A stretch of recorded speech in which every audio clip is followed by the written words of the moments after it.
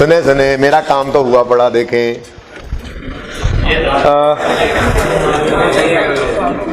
ये पिछले सवाल, पिछले क्लास के अंदर सवाल इतना वो है जो हम नॉर्मल रूटीन में करते हैं।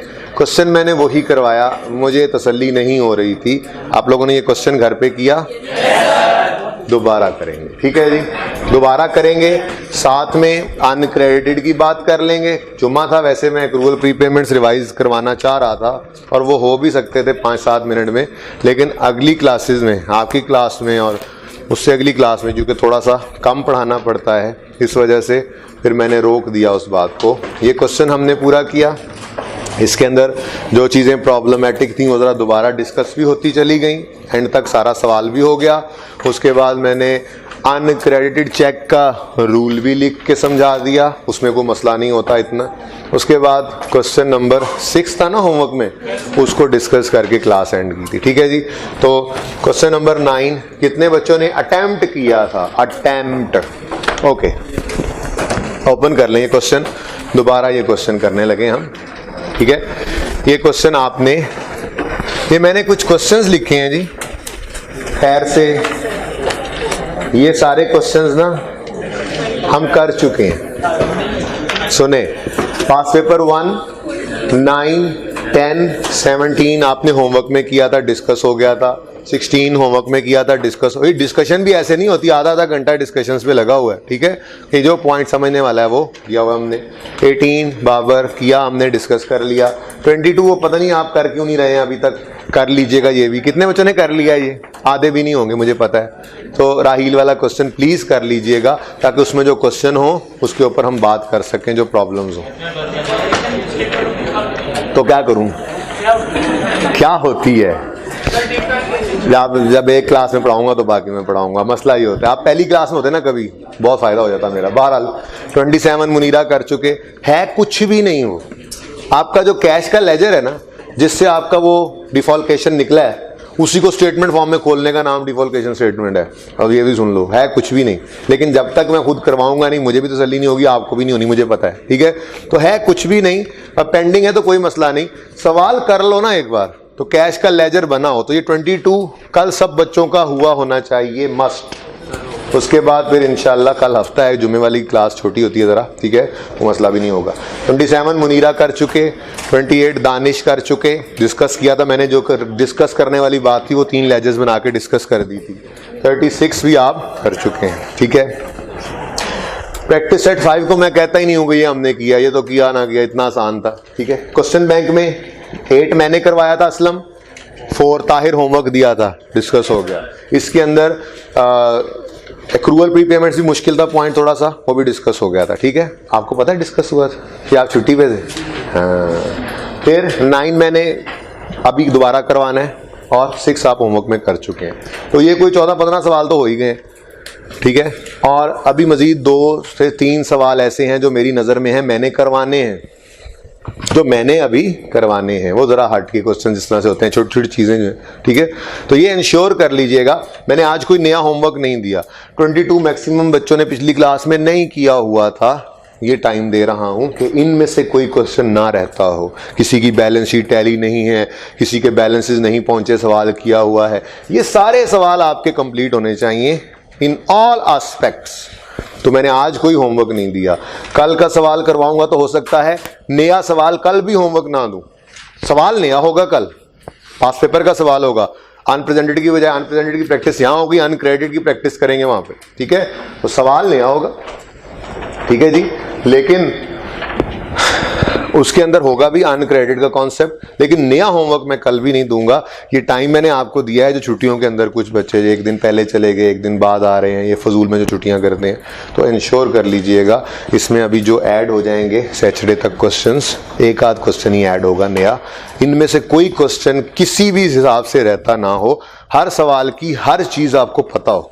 तो जो सवाल तो कंप्लीट आपकी कॉपी के ऊपर हुए होंगे, आपको देखते पता लग जाएगा, हाँ इसमें मुझे कोई मसला नहीं था, इसमें कोई नहीं था, इसमें कोई नहीं था, हाँ फलां क्वेश्चन में एक छोटा सा मसला आया है। तो मेरे ख्याल में ये 22 ही है जिसपे अभी तक आप लोगों की नजर करम नहीं हुई। इस पे लाजमी आज नजर करम कीजिएगा, इसको कीजिएगा और कल वाले सवाल 9 को तो मैं अभी करवा दूंगा, इसको सिर्फ कंप्लीट करना पड़ेगा, 6 आप करके आए हुए हैं। ओके ठीक है, तो कल वाला क्वेश्चन भी सिर्फ क्लास वाला ही होगा होमवर्क में। तो प्लीज ये संडे जो आ रहा है इसमें कोई आपने उधार नहीं रखना। सिंगल एंट्री बहुत इंपॉर्टेंट है, एग्जाम पॉइंट ऑफ व्यू से भी इंपॉर्टेंट है, और ये वो बेस है जिसकी बेस पे अगले 2-3 टॉपिक्स आपको बहुत इजी लगेंगे। तो इसके अंदर कॉन्फिडेंट होना आपका बहुत जरूरी है।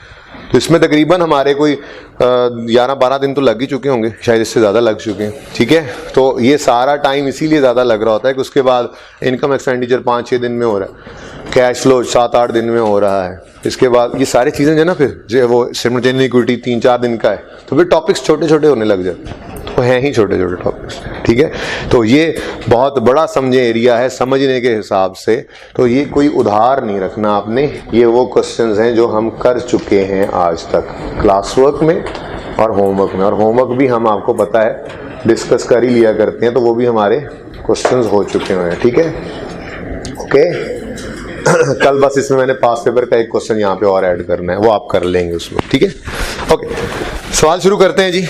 उमर, रिक्वायरमेंट ए एंड पे देखेंगे, ओपनिंग कैपिटल निकालना है, एंड पे देखेंगे। रिक्वायरमेंट बी है स्टेटमेंट ऑफ कॉम्प्रिहेंसिव इनकम बनानी है, सी है स्टेटमेंट ऑफ फाइनेंशियल पोजीशन बनानी है। तो इतना फॉर्मेट हम बना लिया करते हैं, sale less cost of sale GP add other income, 2 लाइनें खाली, लेस एक्सपेंसेस, बाकी का सवाल बाकी का सफा खाली कर देते हैं। ठीक है भाई, ये जिस बेंच के ऊपर भी 7 से कम बच्चे बैठे हैं वो 7वीं की जगह छोड़ दें, पीछे बच्चे आने शुरू हो चुके हैं, मेहमान आने ग्रामी आ ही जा रहे हैं, टाइम पे आना उनको गिशान के खिलाफ है। खुद इंश्योर करें हर बेंच पे, या आपको मैं चौथे बेंच को मैं कह रहा हूं कि आप खुद इंश्योर करें, तो करें ना खुद इंश्योर। ये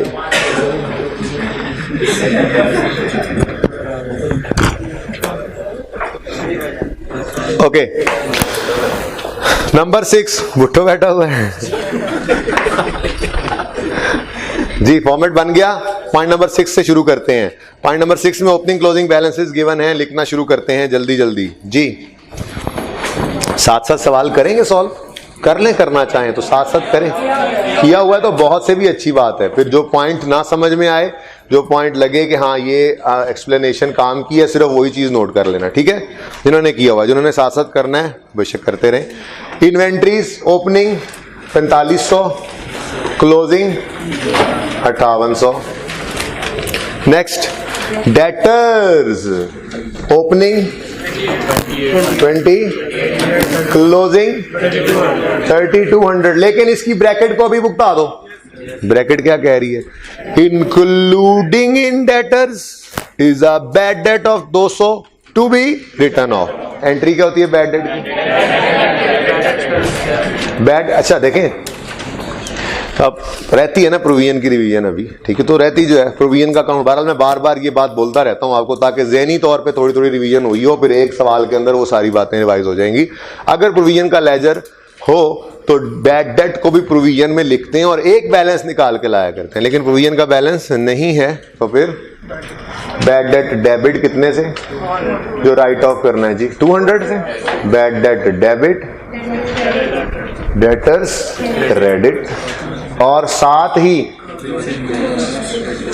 क्लोजिंग को क्या करना है? एडजस्ट, क्योंकि क्लोजिंग में उसने क्या लिखा हुआ है, तो 3200 माइनस 200 ये लिखकर यूं काट के 3000 लिख।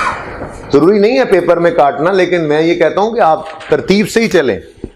हो सकता है ओपनिंग क्लोजिंग लिखते हुए ना सामने लिखा हो, ऐसे कहीं अलग लिखा हो, अपनी तरतीब से opening closing opening closing opening closing, and पे आ गया कोई बात नहीं। ये मैं जानबूझ के इस तरह से काट के लिखता हूं, इसमें कोई मसला नहीं है, ऐसे ही किया करें। ठीक है, नेक्स्ट एक्रूड है जनरल एक्सपेंसेस। जनरल एक्सपेंस का लेजर ओपन करें। एक्रूड का मतलब एक्रूड, ड्यू, आउटस्टैंडिंग, ओइंग।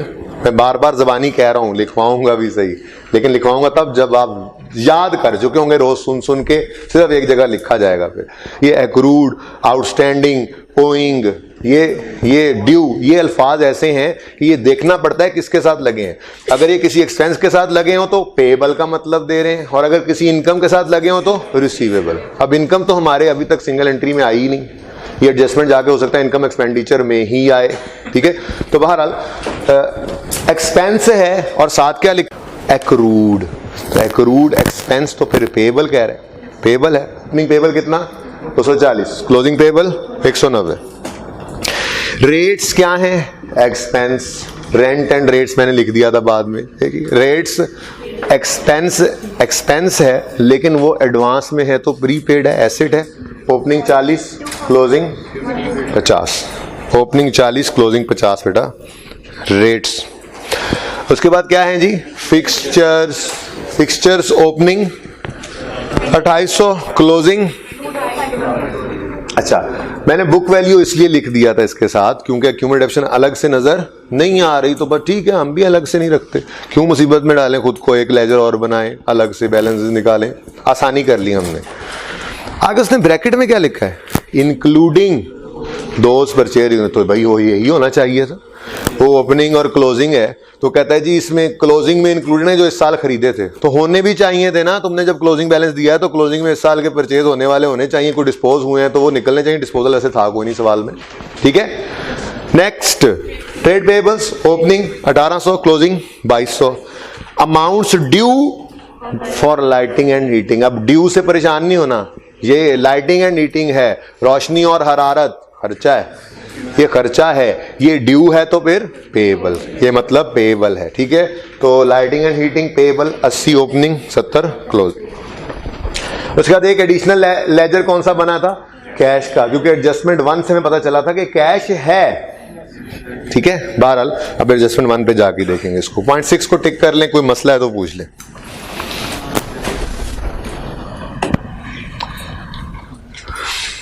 चलें आगे। Point 5, discount allowed by suppliers 480, discount received income, entry बोलें क्रेडिटर, डिस्काउंट रिसीव्ड कैसे पहले बोल रहे हो, creditors debit, discount received income 480, 483 जी। ये क्या है, डिस्क्रिक इनकम, ठीक है जी। डिस्काउंट रिसीव्ड इनकम, यहां पे क्या लिखा हमने, ये भी डिस्काउंट रिसीव्ड इनकम जी। एंट्री क्या बन गई, credit debit, discount received income, credit. Next, next भाई किसी को मैसेज कर दें कि मार्कर कोई अच्छा सा दे, किसी को भी कर दें जी। उसके बाद क्या है जी, discount those allowed to customers, discount allowed, discount allowed expense, entry बोले डिस्काउंट अलाउड एक्सपेंस, डेबिट कितने से 520 से, discount allowed expense debit, debtor credit, debtor अच्छा डेटर, ठीक है जी। डिस्काउंट अलाउड,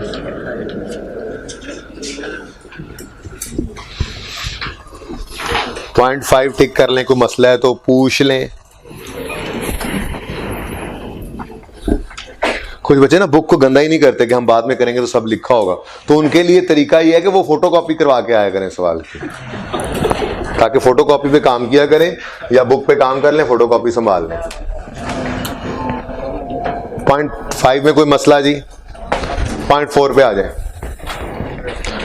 पॉइंट 4 कोई मसला है तो पूछ लें भाई, ये तेजी से क्यों हो रहा है सवाल, पता है ना, ये वही सवाल है जो कल शुरू हो गया था, बल्कि इनफैक्ट खत्म हो गया था, लेकिन आपसे सारा सवाल सामने करवाए बगैर मुझे तसल्ली नहीं हो रही थी, मैंने कल काफी सोचा, फिर सुबह ये सवाल दोबारा करवा दिया जी। कोई मसला नहीं, इससे फायदा होगा बहुत ज्यादा। लोन इंटरेस्ट, क्योंकि ये एडजस्टमेंट खास तौर पे अनप्रेजेंटेड वाली, ये अभी अनक्रेडिटेड के ऊपर मैंने इसी से ही रूल बनाना है, तो जरा रिवाइज हो जाएगा, अनक्रेडिट का रूल बन जाएगा। आप पास पेपर में देखोगे तो क्वेश्चन बैंक में उसने अनप्रेजेंटेड ट्राई करवाया था, पेपर में अनक्रेडिटेड चेक कर लिया, ठीक है। चले, the loan interest was paid to who had lent Umar 4 million some years ago at a rate of interest of 3% per annum। रुक जाओ, कहां पेड नजर आ रहा था, कैश में से या बैंक में से? सवाल में देखो, बैंक की पेमेंट साइड पे क्या नजर आ रहा है? लोन इंटरेस्ट कितना? चलो ये लिखते ना चले, वैसे ही एंट्री बोले जरा, इसकी एंट्री क्या होती है? इंटरेस्ट एक्सपेंस का लेजर बने तो interest expense debit bank credit कितने से? उस 120 को तो टिक करो ना। वो कह रहा है जी ये loan interest was paid to bro who had lent Umar 4 million some years ago। Non current तो बाद में देखेंगे, वो तो अगर अगले साल सारा पे होता तो करंट होता भाई। फिलहाल तो मैं ये कह रहा हूं सेवरल ईयर्स का मतलब एक तो नहीं हो सकता ना, कि सेवरल ईयर का मतलब होता है एक साल, सम ईयर्स का मतलब एक साल नहीं, कई साल हो सकते हैं। तो कई साल पहले, वो 2 साल 3 साल 4 साल पहले गया होगा, some years ago. Some years में एक साल तो हो नहीं सकता, ठीक है, कि हम ये सोचे पिछले साल में कब आया होगा। लेकिन उससे भी हटके भाई पिछले साल से पिछले साल जब भी आया, हमारे साल के पहले दिन ये लोन मौजूद था, तो ओपनिंग डेट पर 4000 की लायबिलिटी है हम पे, ठीक है।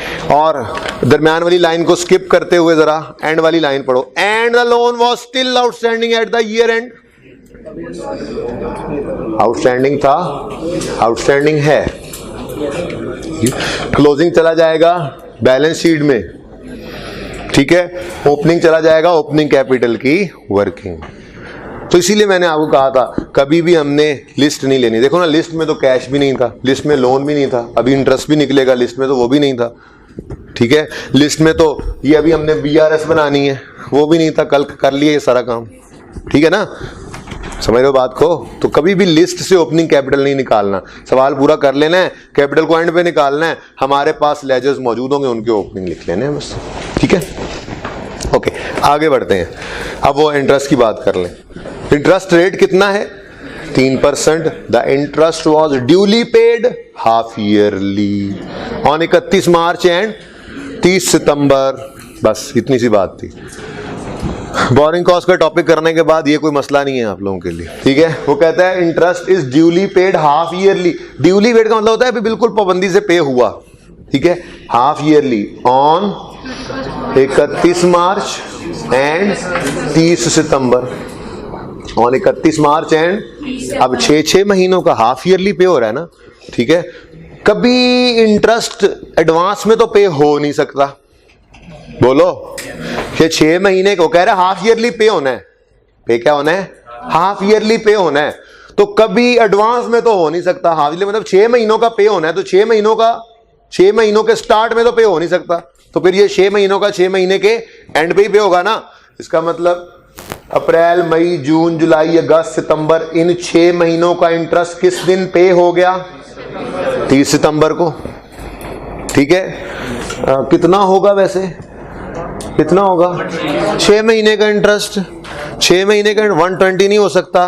चेक करो, 4000 पे 3%, ये पूरे साल का इंटरेस्ट बनता है। लेकिन 6/12 करो, इधर कितना पे हुआ होगा? 60। इधर कितना पे होगा? 60।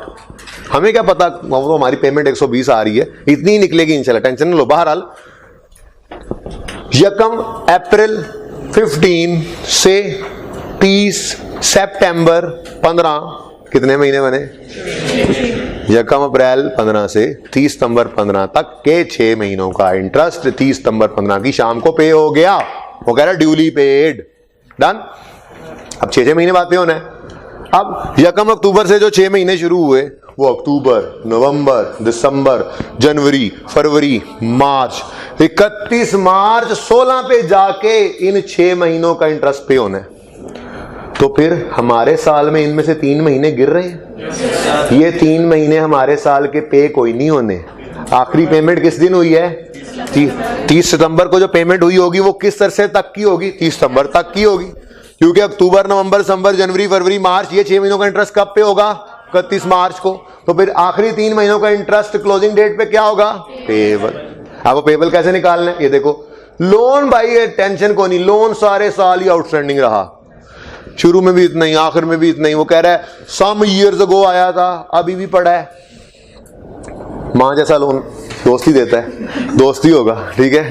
तो माँ जैसा लोन तो दोस्त से ही मिलता है, वो भी वैलिडिटी होता है आपका। बहरहाल 4000 रुपए का लोन है। आपको बताया था बोरिंग कॉस्ट के चैप्टर में कि हम इंटरेस्ट रेट को, इंटरेस्ट कैलकुलेट करते हैं principal outstanding during the year, during a specific period. आप कितना प्रिंसिपल है लोन का? 4 मिलियन, 4000, और ये कितने अरसे आउटस्टैंडिंग रहा? सारा साल आउटस्टैंडिंग रहा, पूरा का पूरा 4000, ठीक है। तो इंटरेस्ट रेट लगेगा 3%। ये तो होता है पर एनम, उसने लिखा हुआ है पर एनम, रख ले बेटा, यहीं पे लिखा हुआ है पर एनम, ना भी लिखा हो तो यहां पे सिर्फ लिखा होता है इंटरेस्ट रेट 3%।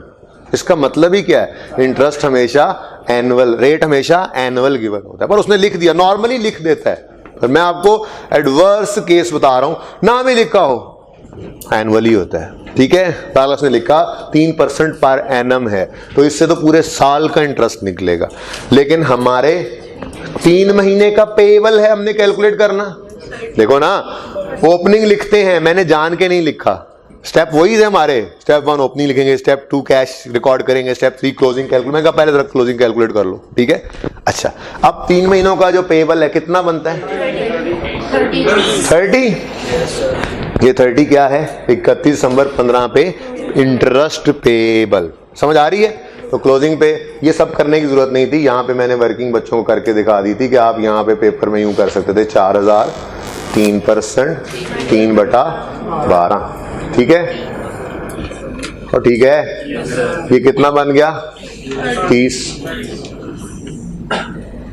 बस एक्सपेंस निकाल लो, बैलेंसिंग एक्सपेंस निकाल लो। गोल दायरा नजर आ गया सर हमें। आप कैसे भाग सकते हैं? ये तो नहीं भागने देंगे आपको जी। लोन सम ईयर्स अगो आया था, तो सम ईयर्स का मतलब 1 से तो ज्यादा ही है। तो ये लोन तो पिछले साल भी मौजूद होगा। हमारा साल तो यहां से शुरू हो रहा है ना, यहां पे खत्म हो रहा है। लेकिन ये लोन तो सम ईयर्स अगो का है, ये तो पिछले साल भी होगा। तो पिछले साल भी मामला तो यही है, ये तो एग्रीमेंट होता है इंटरेस्ट का। तो पिछले साल भी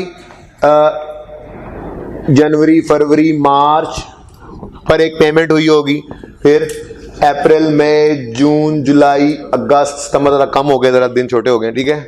ये 6 महीनों का इंटरेस्ट 30 सितंबर पे हुआ होगा। अब गौर करो, जो 31 मार्च पिछले साल पे हुआ होगा, वो कौन से सालों का इंटरेस्ट होगा? वो उससे पिछले साल का, अक्टूबर, नवंबर, दिसंबर, जनवरी, फरवरी, मार्च।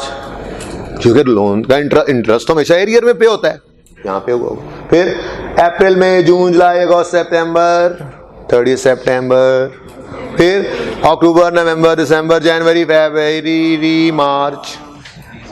मार्च, ये वाला मार्च। यहाँ पे आ रही है ना पेमेंट। ये किन महीनों की मैंने बोला था? वो किन महीनों की होगी? ये अक्टूबर, नवंबर, दिसंबर, जनवरी, फरवरी, मार्च। ये इन 6 महीनों की पेमेंट कहाँ होगी? 31 मार्च हमारे साल में। लेकिन पिछले साल के एंड पे ये 3 महीनों का एक्सपेंस तो पिछले साल का बनता था ना, ये एक्सपेंस तो पिछले साल के एंड पे पेएबल था ना, क्योंकि इन 3 महीनों का इंटरेस्ट अगले 3 महीनों के साथ मिलके हमारे साल में पे होना है, 6 महीनों का। तो फिर क्लोजिंग में जो पेएबल था, ओपनिंग में भी वैसा ही पेएबल था। इवन फिगर भी वही है, क्यों जी? फिगर क्यों वही है? वही 4 का 4 मिलियन, इधर बात करनी यहाँ पे, वही 4 का 4 मिलियन, 4000, वही 3%, और वही 3 महीने पिछले साल के एंड पे पेएबल। तो ये भी कितना बन गया? ठीक है, ये कैश नहीं है, ये पेएबल है। Interest expense debit, interest payable credit वाली बात है, ठीक है। बहरहाल ओपनिंग पे भी 30 पेएबल, एक्सपेंस क्या आ गया? तो ये इतनी बहस की, 120 ही आना था। समझाने के लिए सारी बातें की, ये समझाने के लिए इसलिए ये बात कर दी, क्योंकि आपको ये पता लग जाए कि ये भी छुपा हुआ था। क्लोजिंग, ये एक्सपेंस कहां जाएगा? प्रॉफिट एंड लॉस में इंटरेस्ट एक्सपेंस। ये पेएबल कहां जाएगा? क्लोजिंग बैलेंस शीट में, करंट लायबिलिटीज में। ये ओपनिंग पेएबल कहां जाएगा? ओपनिंग कैपिटल निकालना पड़ा तो उसके अंदर, ठीक है। टिक कर लें एडजस्टमेंट 4। कोई क्वेश्चन है तो पूछ लें।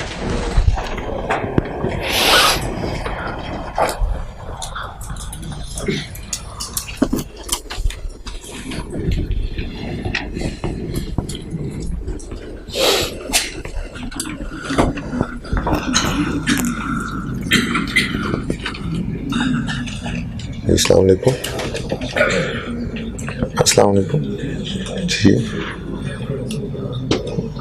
जी अलहम्दुलिल्लाह।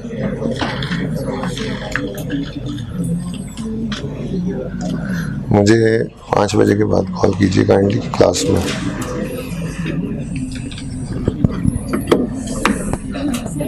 जी हाँ जी, यहाँ मार्च में जो पेमेंट हुई होगी वो कितने महीनों की हुई होगी? नहीं, क्यों? 6 महीनों कितना बनता है? 60 बनता है। इन 6 महीनों का इंटरेस्ट 60 रुपए या 31 मार्च को पे हुआ होगा। इन 6 महीनों का 60 यहाँ पे हुआ होगा। 60 और 60 120 नजर भी आ रहा है। ओके, नंबर 3 एडजस्टमेंट को काट दें, ये पता नहीं क्यों लिखी रह गई।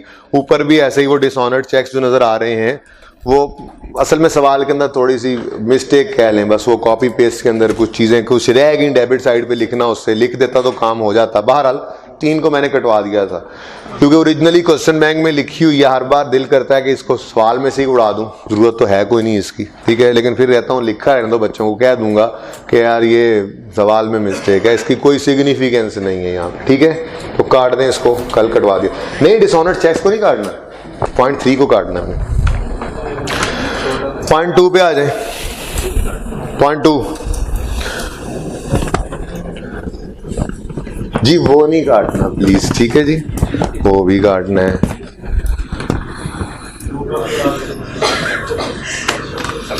पॉइंट नंबर 2 काफी तफसील से इस पे बात हो चुकी। Cheques drawn payable to trade payables but not presented at 1 January 15 amounting to 280 and 31 December 15 320।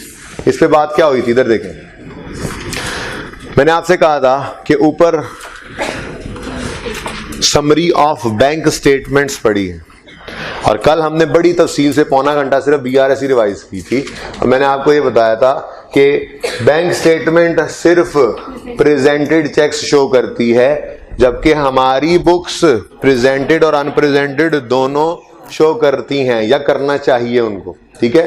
अब हमारे सामने है बैंक स्टेटमेंट्स की समरी, तो बैंक स्टेटमेंट में जो 30,500 नजर आ रहा है क्रेडिटर की पेमेंट, उसको एनसर्कल करके हमने लिखा था ये क्या है? Only presented cheques. Bank statement में तो प्रेजेंटेड ही होने थे, लेकिन जब मैं इस एंट्री को करना चाहूंगा क्रेडिटर डेबिट बैंक क्रेडिट, इधर देखें, तो मैं 30,500 जैसे ही लिखना चाहूंगा पॉइंट नंबर 2 आ जाएगा सामने आंखों के, there is an unpresented cheque. तो अगर अनप्रेजेंटेड चेक है तो वो इस 30,500 में तो शामिल ही नहीं है। ये 30,500 क्या है? ये प्रेजेंटेड है, लिखवाया था कल ओनली प्रेजेंटेड, क्योंकि बैंक स्टेटमेंट है और bank statement will only show present. अगर अनप्रेजेंटेड ना होते तो मतलब सारे जो चेक्स इशू किए थे सारे प्रेजेंट हो गए, कोई अनप्रेजेंटेड है ही नहीं, देयर इज नो डिफरेंस। इसीलिए तो आज तक करते थे, उठा के उसको लिख देते थे। लेकिन अनप्रेजेंटेड अगर आ जाए तो फिर डिफरेंस है। तो जो हमें बैंक में पेमेंट नजर आ रही है उसमें तो सिर्फ प्रेजेंटेड पड़े, ये कहानी है।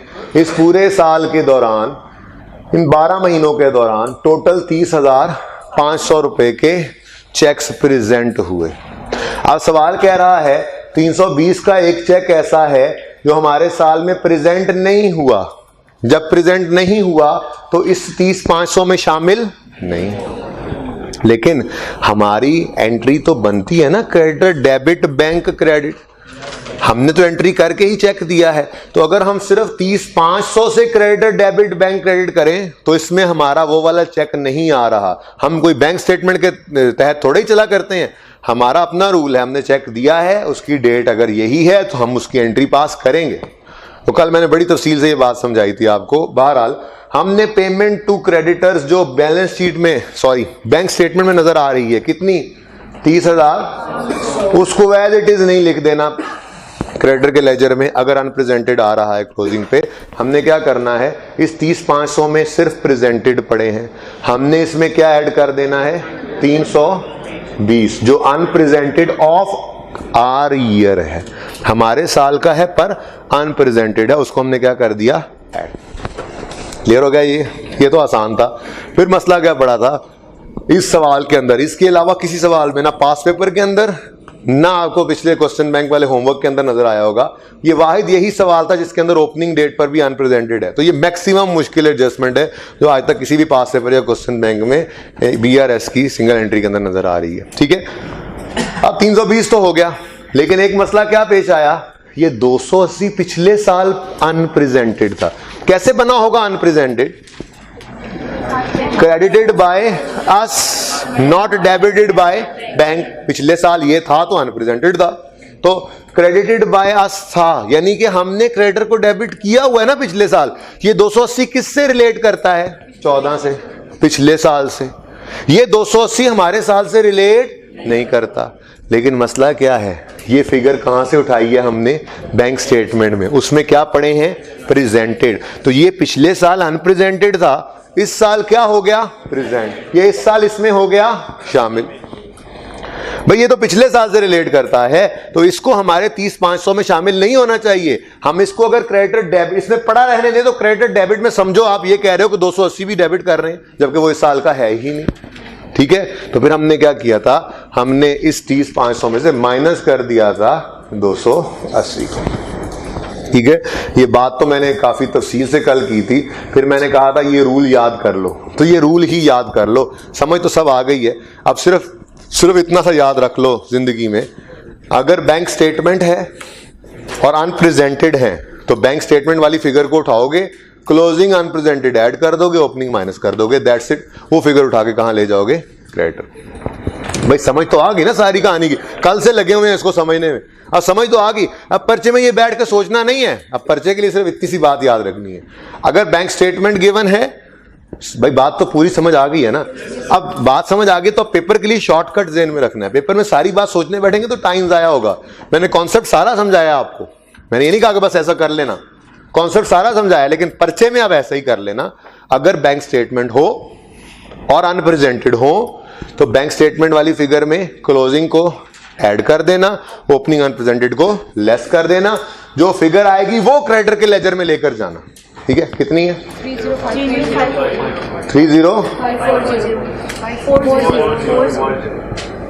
ठीक है, सही है ना?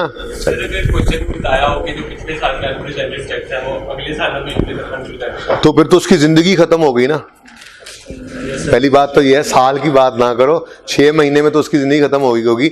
लेकिन मैं वैसे आपके सवाल को आपकी तरह से ही जवाब दे देता हूं। अगर वो इसको कहता स्टिल अनप्रेजेंटेड तो फिर कहते शायद अभी भी अनप्रेजेंटेड, पर आप तो साल पे लेके ना 1 महीने की बात करते ना, अगर वो 1 महीने पे ये बात एप्लीकेबल फिर भी होती है कि वो पिछले साल अनप्रेजेंटेड था, अभी भी अनप्रेजेंटेड है, हो सकता है 6 महीने तक वो स्टिल अनप्रेजेंटेड आ सकता है, लेकिन उसके बाद उसकी लाइफ खत्म हो जाती है। तो बहरहाल अगर सवाल ने नहीं बताया 280 के बारे में तो पक्की बात है कि वो प्रेजेंट हो गया होगा। ठीक है ना, सवाल चुप है इस बारे में। ओके जी, कहां थे हम? हाँ, 30-500 स्टार लगा लिया आपने 30-500 पे। पर्चे में अब ये किया करेंगे, 30-500 पे स्टार लगाएंगे और यहीं पे नीचे करके सवाल में लिख लिया करेंगे 30-500 प्लस 320 माइनस 280। वो लंबी लंबी कहानियां वहां नहीं लिखने बैठ जाना। ठीक है, ये बन गया आंसर 54। ठीक है जी,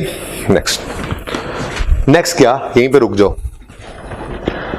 अगर अनप्रेजेंटेड चेक्स आ गए हैं तो फिर balance as per bank statement और balance as per cash book एक दूसरे के सिमिलर बराबर नहीं रह जाते, तो फिर हमें तो बैंक स्टेटमेंट के बैलेंस को बैलेंस शीट में ले जाने की इजाजत नहीं। हम हमेशा अपनी किताबों में अपने ही बैलेंसेस रखा करते हैं, जो फर्क होता है उसी के लिए तो BRS बनाते हैं। तो हमने बैलेंस शीट में लेकर जाना होता है balance as per cash book, वो भी एडजस्टमेंट अगर कोई हो तो करके। तो balance as per adjusted cash book तो हमारे पास अवेलेबल नहीं है। हमने 892 और 993 को सर्कल करके क्या लिखा था? Balance as per bank statement. तो balance as per bank statement कितना है जी? 31 दिसंबर 15 पर 993 नॉर्मल है, पॉजिटिव है। ठीक है, उसके बाद इस सवाल में कोई अनक्रेडिटेड चेक्स बताए उसने, कोई अनप्रेजेंटेड? ठीक, 31 दिसंबर पर 320 रुपए के चेक्स अनप्रेजेंटेड थे। बैलेंसिंग फिगर क्या आई थी?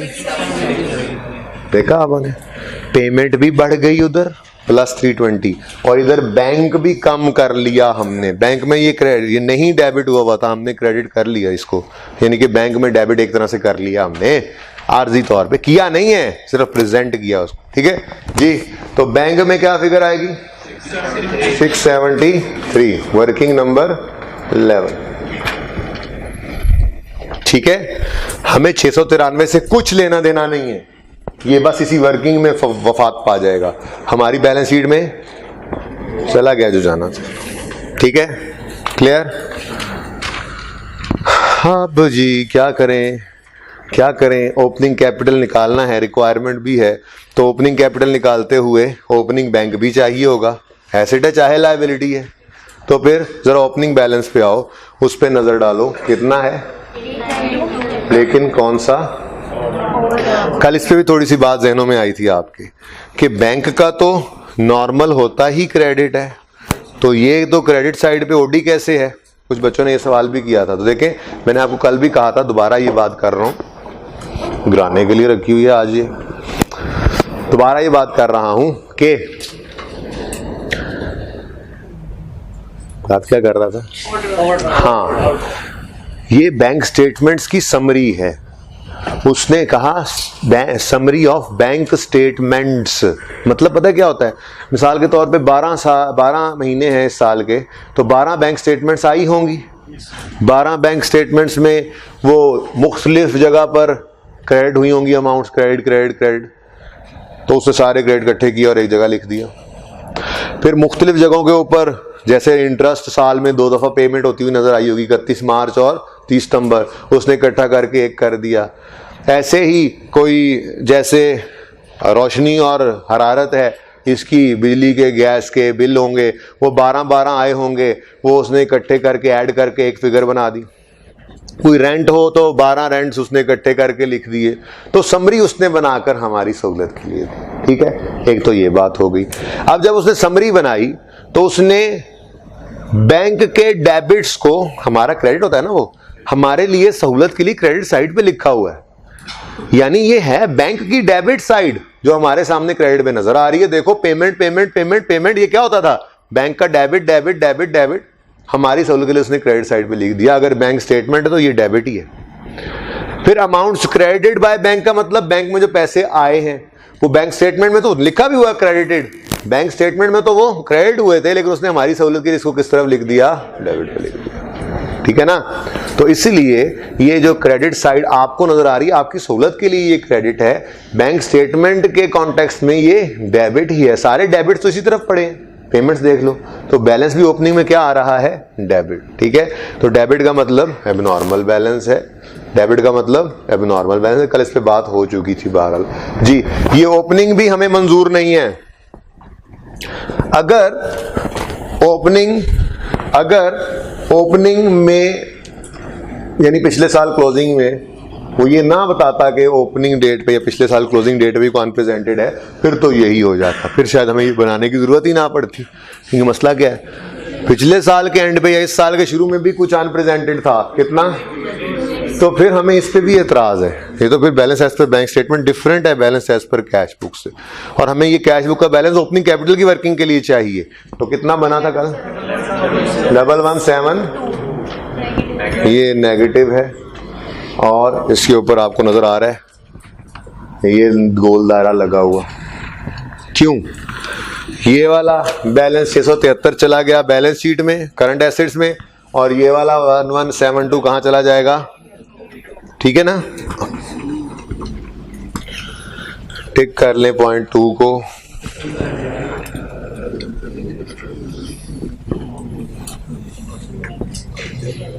कोई मसला है तो पूछ लें क्वेश्चन। ये रेपिटेशन चल रही है कल वाले लेक्चर की, थोड़ा सा पक्का कर रहा हूँ चीज़ों को, प्लस्टर कर रहा हूँ। कल कच्ची मिट्टी से मैंने दीवार उसारी थी तो प्लस्टर कर रहा हूँ। मसाला लगा है, ये मेरी तरह, मैं मिस्त्री बना हूँ, ये मेरा मजदूर ही बना, मेरी तरह गई है। ओके, 2 को टिक कर लें, कर भी लें आप टिक। ओके, 1 ड्यूरिंग द ईयर भाई ये जो ब्रैकेट लगी थी ना, ये आज भी लगी रहने दे। पिछली क्लास में उन्होंने बड़ा कहा, मैंने कहा यार अब कल बता दूंगा क्योंकि क्लास जरा छोटी होती है जुम्मे वाले दिन, ठीक है। ड्यूरिंग द ईयर मैंने कोशिश करके आज क्लास को 12:10 से पहले खत्म करना है, क्योंकि 12:15 तो इंट्रो शुरू करनी है आज, जो 12:30 होती है, इसलिए ब्रैकेट को ब्रैकेट रहने दें। During the year Umar had paid out of his cash takings wages amounting to 2950। बेटा ये फजूल मत बोला करो प्लीज। 2950 से वेजेस डेबिट, 2950 से कैश क्रेडिट। उसके बाद क्या है जी, सन्ड्री एक्सपेंसेस को अलग रख लो, कोई फर्क भी नहीं पड़ता, इकट्ठा कर दो तब भी कोई फर्क नहीं पड़ता, जो तरतीब बनी हुई है चलने दो, एक ही चीज है। यहां रख लोगे तो टोटल फिगर ऐड होके आ जाएगी। सन्ड्री अलग लिख लो, जर्नल से अलग भी आ जाएगा, पेमेंट तो उसकी भी आ रही है ना बैंक में, अलग रख लो। जैसे तरतीब चल रही है, अगर सामने लेजर नजर नहीं आया तो जान दो, वो जान दो फिर, ठीक है। सन्ड्री एक्सपेंस डेबिट कितने से, दोनों बिल्कुल सही है, कोई गलती नहीं है, दोनों बिल्कुल सही है, जैसे आसान लगे। Sundry expense debit, cash credit, ठीक है जी। उसके बाद अगली बात पे काफी बहस हो चुकी थी, अब बहस नहीं कर रहा, ठीक है। ही रिटेन 3000 पर वीक, ये क्या था, ड्राइंग्स। तो ड्राइंग्स कितनी है, यहाँ वर्किंग कर लूंगा ना, वहां पे वर्किंग नहीं हो सकेगी।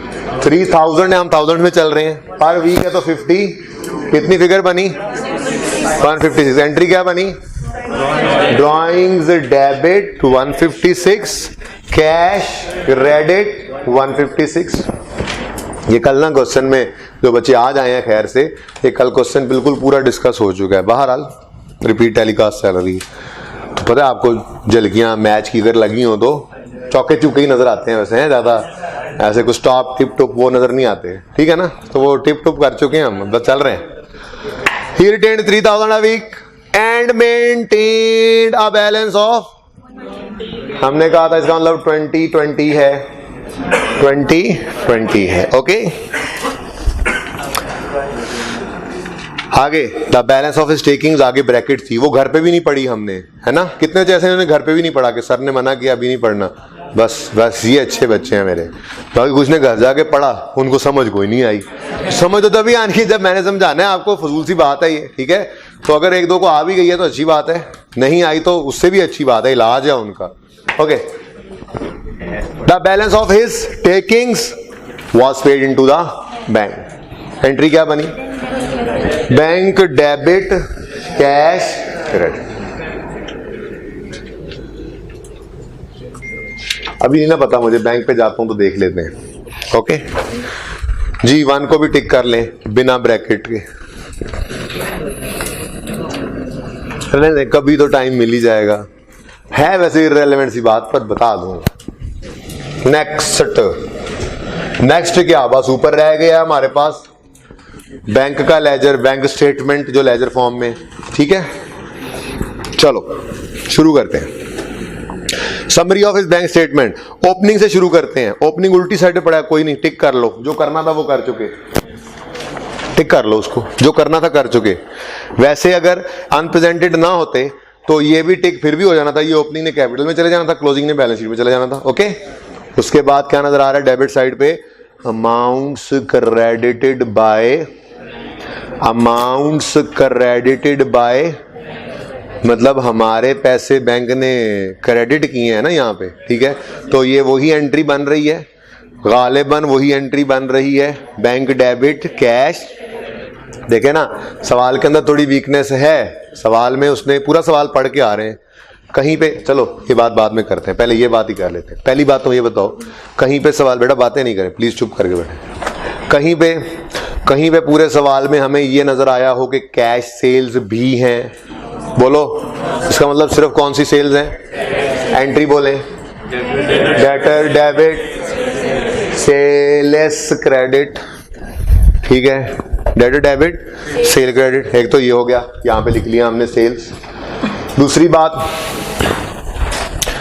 बात कहीं पे लिखा हो डेटर्स पैसे चेक में दे रहे हैं, वो जो डिसऑनर्ड चेक आ रहा है ना, उसकी भी ऐसे एक फुल जड़ी छोड़ूंगा अभी थोड़ी देर में, या ये कर लो, देखो कैसे लग रहा है ना ये बात, फजूल सी बात है, ठीक है। बहरहाल तो वो सुने, कहीं पे ये नहीं लिखा हुआ कि डेटर्स पैसे चेक में दे रहे हैं। फिर एक ही फिगर आ रही है सवाल में, सिर्फ एक ही फिगर आ रही है डेबिट साइड पे बैंक के।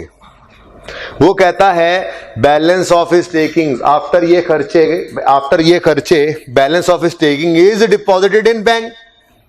Balance of his takings was paid into the bank, यानी कैश की दराज से पैसे तो आ रहे हैं जो बैंक में जा रहे हैं, ठीक है। तो ये तो पक्की बात है कि कैश की दराज से पैसे निकल के बैंक में आ रहे हैं, लेकिन ये पक्की बात नहीं है कि डेटर्स भी पैसे चेक में दे रहे हैं या नहीं।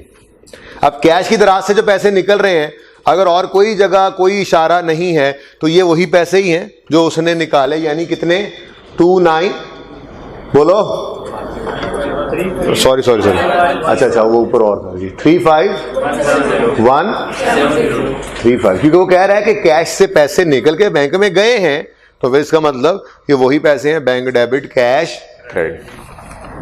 अब सवाल में कहीं नहीं उसने जिक्र किया कि डेटर पैसे चेक में दे रहा है या कैश में दे रहा है, लेकिन हमें नजर क्या आ रहा है, कैश के लेजर से हैवी अमाउंट का निकलकर बैंक में जाना। तो ये तो एक इशारा हुआ करता था, डेटर्स पैसे किस में पे कर रहे हैं, दराज भरेगी तो ही इतने पैसे निकलेंगे ना, ठीक है जी। तो दराज भरने की एंट्री बोलें, कैश डेबिट डेटर्स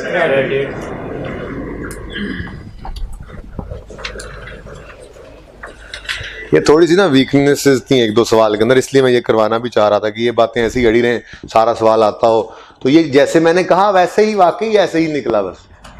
वो देखो ना, असल में वो चेक लाए होंगे, डेटर्स चेक लाए होंगे। अब गोली कराता हूँ आपको, ठीक है।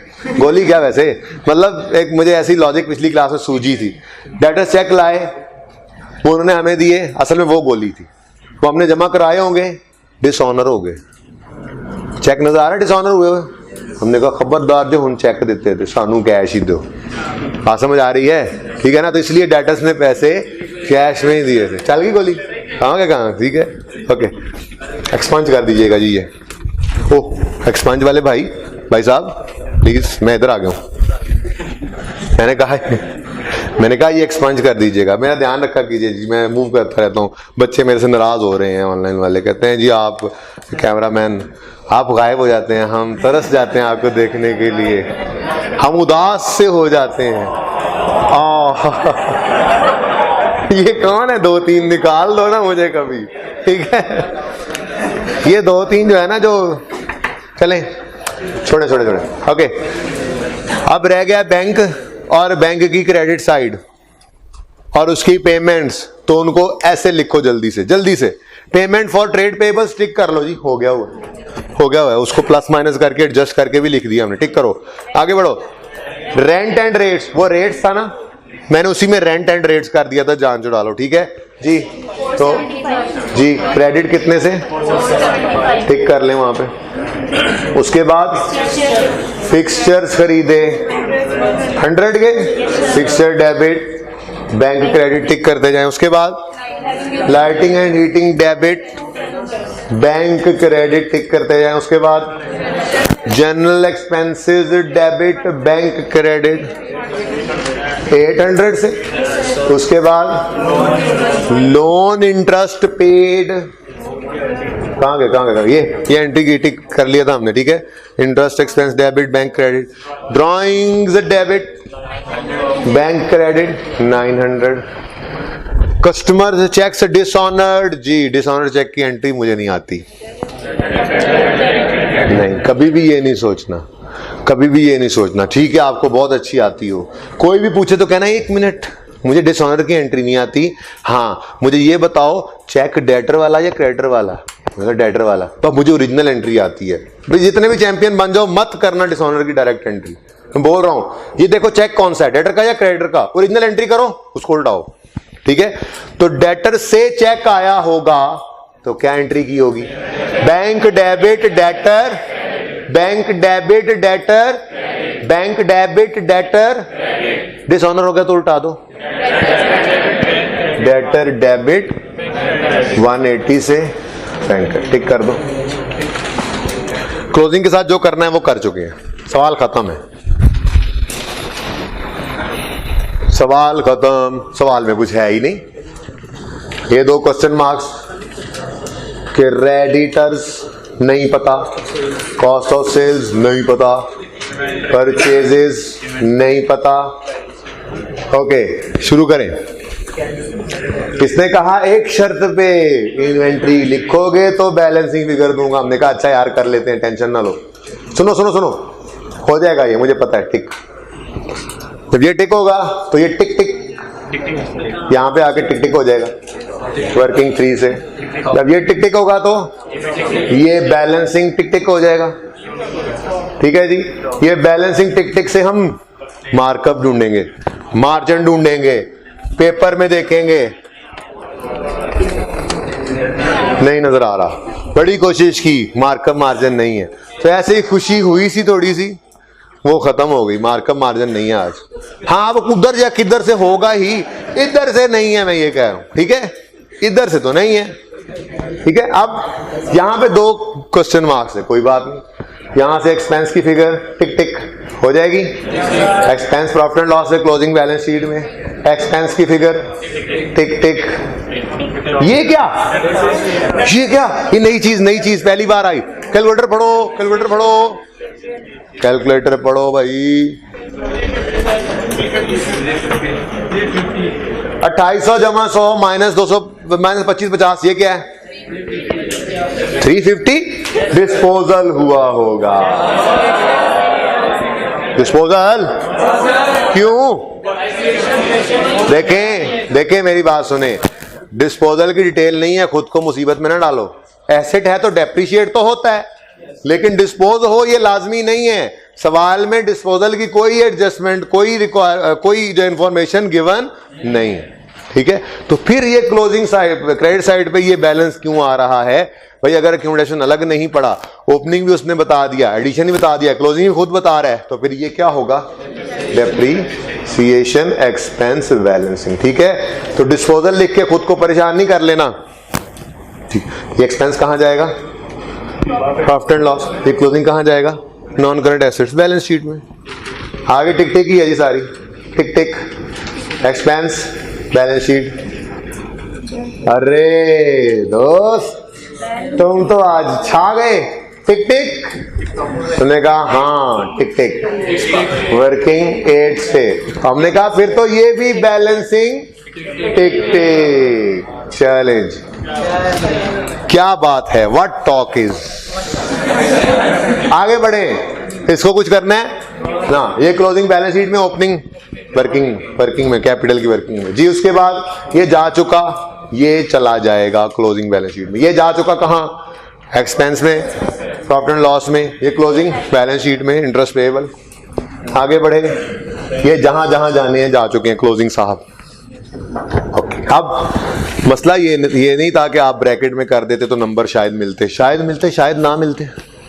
ठीक है, उसने ना रिक्वायरमेंट ए अलग से कह दी थी कि ओपनिंग कैपिटल की क्या बना दो? स्टेटमेंट। तो स्टेटमेंट वही प्लस माइनस जो करते हो, वही प्लस माइनस को जरा स्टेटमेंट फॉर्म में लिख देना था। ये ओपनिंग सारे के सारे मैंने निशान लगाए हुए, जो नहीं है वो दोबारा लगा देता हूँ। ये opening blue blue blue blue blue blue blue blue blue. Okay यार इसको कुछ कर लो यार, इसने मर जाना है। ऐने नीचे बचना है इस दफा, ये सर्दियां नहीं निकालने लगा।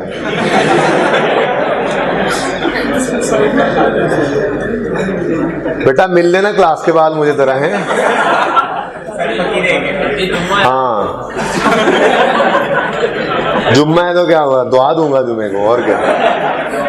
दुआ तो चाहिए ना सबको। हाँ वो दुआ चाहिए हमें। ओके सुनो, चुप, स्टार्ट हो जाओ। सबसे पहले क्या है? कुछ लिखने की जरूरत नहीं है, गुजारा करो बस ऐसे ही। स्टेटमेंट वैसे ही लिख दो। 2800 एसेट है, एसेट के नीचे लिख दो। आगे क्या है? 4500 भी एसेट है, 4500 आगे बढ़ो। लायबिलिटी 1800, फिर 240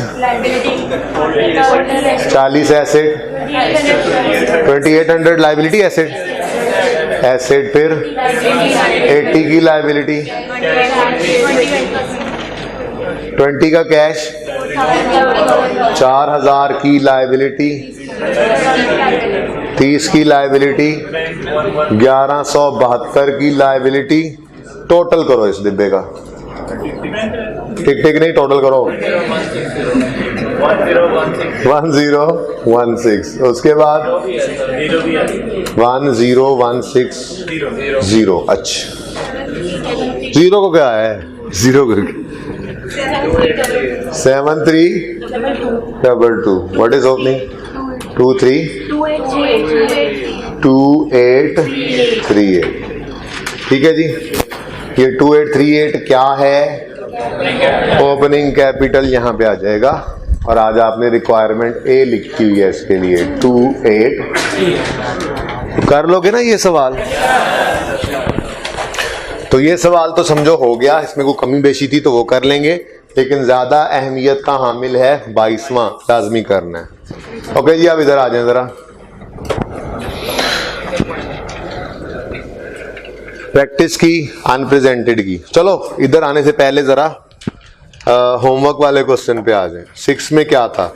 6 में सारे सवाल में कुछ भी नहीं था, पूरे सवाल में कुछ भी नहीं था सिवाय ये अनप्रेजेंटेड वाली एडजस्टमेंट के। और वो चूंकि हम इतनी हैवी एडजस्टमेंट कर चुके थे तो हमें वो भी फील नहीं हुआ होगा इंशाल्लाह। आ जाए जरा, सफ़ा बता दें मुझे कौन सा है। 424 जी। राशिद 0.1 0.2 कुछ भी नहीं था। 0.3 में ही काम की बात है। 0.4 में क्लोजिंग बैलेंसेस है, ओपनिंग है नहीं क्योंकि बिजनेस अभी शुरू हुआ था। 0.5 में डेप्रिसिएशन, 0.6 में अच्छा 0.3 ही है करने वाली बात। तो आ जाए उस पर। देखें, ज़रूरी नहीं है कि हम उधार पे सिर्फ चीज़ें ही खरीदें और फिर सिर्फ क्रेडिटर्स को ही चेक्स लिखें। हम कोई और पेमेंट भी तो कर सकते हैं चेक की फॉर्म में, कोई और काम भी तो उधार पे करवा सकते हैं। गौर करें तो मैंने यहाँ पे जो रूल लिखा हुआ है उसमें पेमेंट लिख के ना ब्रैकेट में कर दिया है 2 क्रेडिटर्स। क्या मतलब? यहाँ पर payment for any other thing भी हो सकता है अगर चेक में है। ठीक है, तो मिसाल के तौर पे जैसे यहाँ पर रिपेयर्स है, भाई हम जिस बंदे से रिपेयर मेंटेनेंस का काम करवाते हैं, एसी सही करने आता है, वो जो है वो लाइट्स पंखे सही करने आता है, हम उसको उधार पे से काम करते हैं और उसको चेक्स लिखा करते हैं। क्योंकि आपको पता है माशाल्लाह टैक्स आप पढ़ रहे होंगे कि अगर ज़्यादा पैसे हों तो टैक्स वाले अलाउ नहीं करते अगर चेक के अलावा पेमेंट हो जाए तो। ठीक है जी, तो हम उसकी पेमेंट्स भी चेक में कर सकते हैं। तो इसलिए मैंने पेमेंट 2 क्रेडिटर्स ही नहीं लिखा, इसको ब्रैकेट में लिख दिया। हम जुमले को यूं पढ़ सकते हैं, पेमेंट्स अपीयरिंग इन बैंक स्टेटमेंट। अगर चेक के थ्रू होंगी तो वो सिर्फ प्रेजेंटेड होंगी, और अगर उनमें कोई पेमेंट हमने कर दी है चेक के थ्रू और अभी वो प्रेजेंट नहीं हुआ तो उसको ऐड करना चाहिए, और कोई ओपनिंग है तो उसको लेस करना चाहिए। ठीक है, अब हमें इस 0.3 के अंदर रिपेयर्स नजर आ रही थी 3637 की। 3637 के साथ स्टार लगा लो और नीचे क्या लिखा हुआ है? An unpresented cheque of 385 for repairs was still. जी 3637 तो सिर्फ कौन सा है? प्रेजेंटेड, लेकिन क्रेडिटर नहीं, रिपेयर एक्सपेंस का लेजर बनेगा। ओपनिंग क्लोजिंग एक्सपेंस और पे उसकी ओपनिंग क्लोजिंग पेएबल, पेड और एक्सपेंस की फिगर जहां से निकलती है तो उसमें भी तो पेड जाया ही करता है, वो पेड सही करना है। यहाँ क्रेडिटर को पेड एडजस्ट करके यहाँ पे डाला था क्रेडिटर का, और हमारे इस सवाल के अंदर रिपेयर के लेजर में बैंक की पेमेंट को एडजस्ट कर देना है, बस बाकी सब वैसा ही है। ठीक है ना? तो 3637 के साथ स्टार लगा के नीचे आपने लिख लिया 3637 प्लस 385 माइनस 0, ताकि फॉर्मूला पूरा याद रहे। तो ये क्या आया आंसर, जरा वहीं पे लिखें। 4022 क्या है? देखें 3637 क्या है? Figure appearing in the bank statement, इसमें सिर्फ प्रेजेंटेड है। प्लस किया हमने 385 को, माइनस किया 00 था नहीं, तो क्या आंसर आया? 440। ये है वो फिगर जो नजर आएगी क्रेडिटर के लेजर में। अगर क्रेडिटर की पेमेंट थी और एक्सपेंस के लेजर में अगर किसी और एक्सपेंस की पेमेंट। तो इस सवाल के अंदर रिपेयर के लेजर में नजर आना है 4022। अब क्रेडिटर के लेजर में तो नजर आ गया 4022, लेकिन बैंक का जो क्लोजिंग है 61698, ये तो बैंक स्टेटमेंट है। ऊपर जरा पढ़ो, summary of his bank statements है, और अनप्रेजेंटेड आ जाए तो ये खतरनाक है। तो ये क्लोजिंग में तो अनप्रेजेंटेड भी माइनस नहीं हुआ, तो एडजस्ट करने की जरूरत नहीं है, हमने सही किया हुआ है। अपने आप को सही नहीं करते, BRS बना लेंगे, क्लोजिंग रखेंगे, ऊपर रिवर्स वर्किंग करेंगे तो कैश बुक का बैलेंस आ जाएगा, जो कि इससे थोड़ा सा कम होगा। ठीक है, सही है ना? Okay, done. कोई और मसला इस सवाल में तो पूछे। जल्दी से इस रूल को जरा डेटर्स पे अप्लाई करवा दें। इधर देखें, ये हमने दो देखे हैं पेमेंट के केसेस। भाई रिसीट में भी तो हो सकता है। रिसीट में क्या होगा, डेटर ने हमें चेक ला कर दिया, हमने वो चेक अपने पास एंटर किया, बैंक डेबिट डेटर, और हमने कहा अपने राइडर को कि जाके बैंक में जमा करवाओ, लेकिन वो भी क्लियर नहीं हुआ और मंथ ईयर एंड हो गया। तो ये अनक्रेडिट चेक होते थे, debited by us, not yet credited in the bank statement. Debited by us, not yet credited by bank. तो खुद को वापस कम नहीं करते, हमने सही किया, बैंक बढ़ा नहीं रहा, अभी क्लियर नहीं हुए, आर्जी तौर पे बैंक स्टेटमेंट में खुद को बैंक के साथ मिला लेते थे, लेस हुआ करते थे। वो तो फॉर्मेट में भी लिखा हुआ है, अनक्रेडिट चेक हमेशा क्या हुआ करते थे, लेस। अब सिचुएशन क्या बनेगी, बैंक स्टेटमेंट गिवन होगी। अब डेटर की बात कर रहा हूं, तो पेमेंट होगी या रिसीट होगी, पहले तो ये बताओ। रिसीट होगी ना, ठीक है। बैंक स्टेटमेंट होगी, उसमें रिसीट अपीयर हो रही होगी। ये डेटर से भी हो सकती है, किसी और से भी हो सकती है। बहरहाल रिसीट्स अपीयरिंग इन बैंक स्टेटमेंट, ऐसे ही है। डेबिट साइड की बात होने लग गई, अब इसको पकड़ लेंगे। अगर तो कोई अनक्रेडिटेड चेक्स हैं तो फिर हमारी किताबें तो क्रेडिटेड और अनक्रेडिटेड दोनों शो करती हैं। Like our books show presented unpresented both, ऐसे ही our books show credited and uncredited both. तो अगर कोई क्लोजिंग डेट पर अनक्रेडिटेड है तो ये क्रेडिटेड में, बैंक स्टेटमेंट में तो सिर्फ क्रेडिट पड़े होंगे, वो तो इनमें शामिल नहीं होगा। तो क्या करोगे, क्लोजिंग अनक्रेडिटेड को, और अगर कोई ओपनिंग होगा तो वो पिछले साल में अनक्रेडिट था, इस साल में क्रेडिट हो गया होगा, वो तो इसका बनता नहीं है, निकाल देंगे बाहर।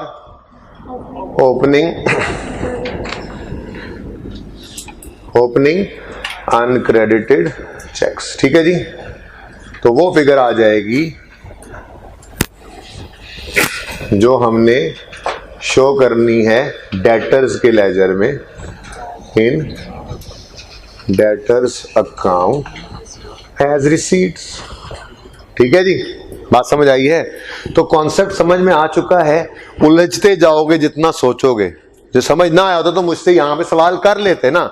अब बस इतनी सी बात पर्चे के लिए याद रखो, बैंक स्टेटमेंट है और सवाल में अनप्रेजेंटेड या अनक्रेडिटेड है उस रिलेटेड फिगर से, तो आप बैंक स्टेटमेंट वाली फिगर को उठाओगे, क्लोजिंग अनप्रेजेंटेड या अनक्रेडिटेड को ऐड करोगे, ओपनिंग अनप्रेजेंटेड या अनक्रेडिटेड को लेस करोगे, और वो फिगर आ जाएगी जो आपने अपने लेजर्स के अंदर लिखनी है।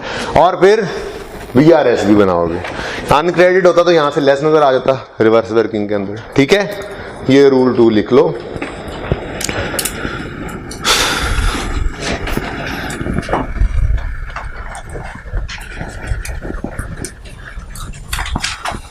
ऐसे ही पिछली क्लास में थोड़ा सा टाइम बचा था, मैं करवाने लगा था रूल्स, लेकिन फिर जुमे की वजह से नहीं करवाए थे। ठीक है, कोई चीज रह तो नहीं गई?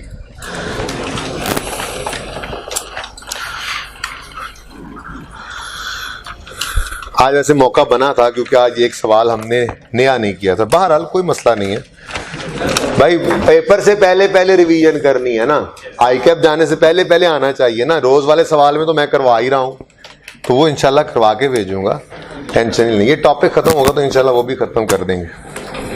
ठीक है जी। अभी आपने इंश्योर करना है इन सवालों में से आपका कोई सवाल ना रहता हो। मैंने कोई होमवर्क नहीं लिखा, ये देखें आज मेरा ये कोना खाली है, बल्कि भरा हुआ है, पर होमवर्क की जगह नहीं है इसमें, ठीक है। कोई क्वेश्चन इनमें से पेंडिंग ना रहे। कोई क्वेश्चन हो, क्लास में टाइम ना मिले, क्लास के बाद मेरे से आप उसमें से क्वेश्चन पूछ सकते हैं।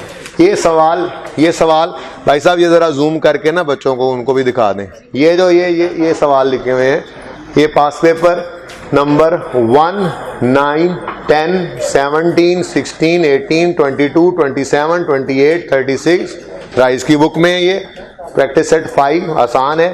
क्वेश्चन बैंक 8, 4, 9 और 6। असल में वो ग्रुप बन गया बच्चों का, तो अब वो बताते हैं ये करें, तो वो मैं वैसे कर रहा हूँ। ठीक है ना जी, ठीक है जी। तो इन क्वेश्चन में से कोई ना रहता हो इंश्योर कर लीजिए। ओके, जिंदगी रही तो कल मुलाकात होगी। अल्लाह हाफिज।